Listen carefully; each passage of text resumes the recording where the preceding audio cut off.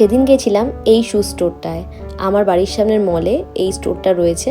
তো যখন ঢুকলাম দেখলাম বেশ কিছু নতুন কালেকশন এসেছে, টি শার্ট বলো, ফুটবল, জ্যাকেট, শুজ, মানে বিভিন্ন জিনিস পাওয়া যায় খেলাধুলোর।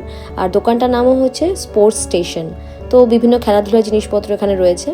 যখন ঢুকলাম দেখলাম বেশ কিছু নতুন নতুন কালেকশন এসেছে।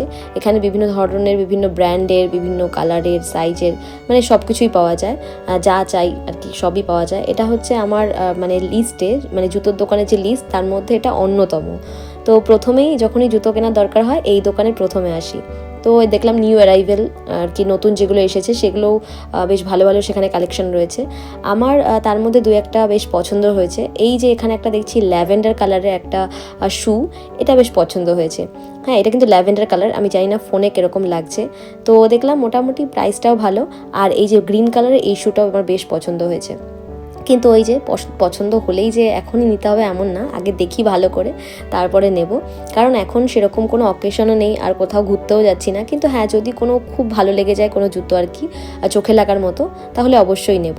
তো আমি নিইনি, সুজয় নিয়েছে এখানে একটা জুতো, বেশ ভালো। তারপরে গেলাম একটা গিটার স্টোরে।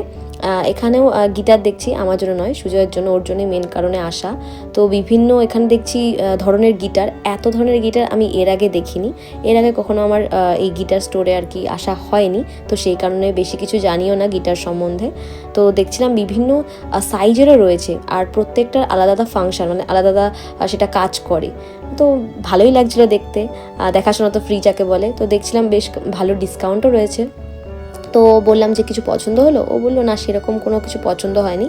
তো আমরা গিটার না নিয়ে বাড়ি চলে আসলাম।